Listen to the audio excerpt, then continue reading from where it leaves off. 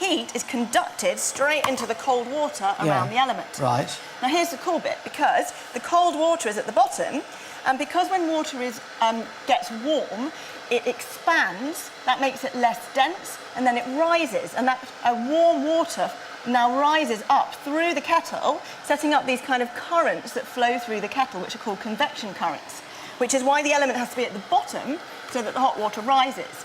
And that's why, I don't know if you've ever noticed, but if you run a bath, you really need to put the hot water in first and then the cold so that it spreads evenly. Because if you put the hot cold water in, on the top, the cold stay at the you'll bottom. just get a layer of hot at the top. And that's like if you go to the beach and you go in the sea and the sun has been shining on the sea all day, you'll get a layer of hot at the top and then your feet will be cold. Now, you can demonstrate that, I'm going to demonstrate this, exactly. Right, so I'm going to put this on in case I make a mess. Yes, protect your frock. Don't worry about the suits. Right. Right, so what I'm going to do is I'm going to put some food colouring into these jars.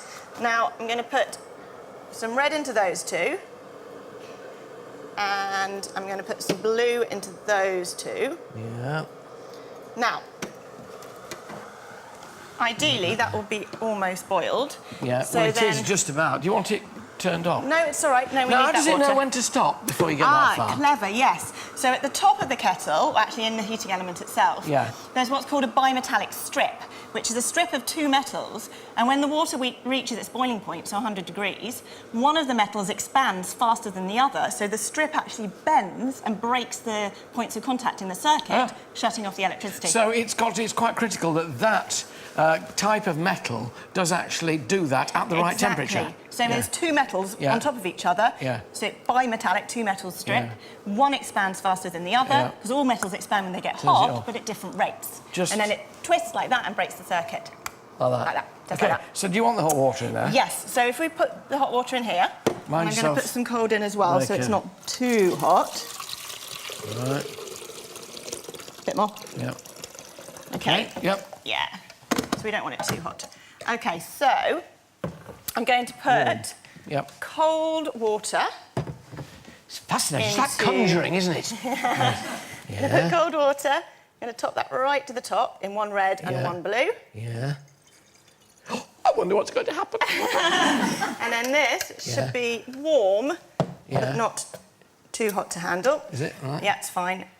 So that's going to be hot water in that one. And it's Again, just the right same. to the top and in that one. Now, if you pass me that bowl, thank you.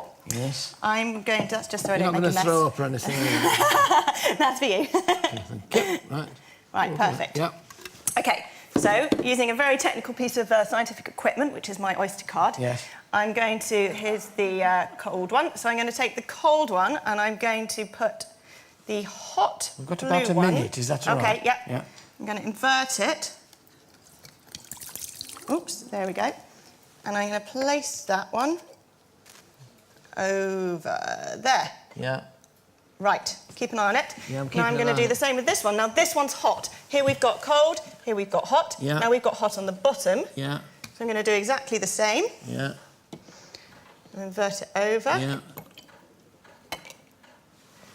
Look at that. Well, would you look at that? So what you can see happening is the hot water rising up to meet the cold and to mix with the cold. There's convection currents going on in this one. Here, you've got the hot water on top, so this cold water isn't mingling and the colours aren't mixing. Yes. Well, there you are.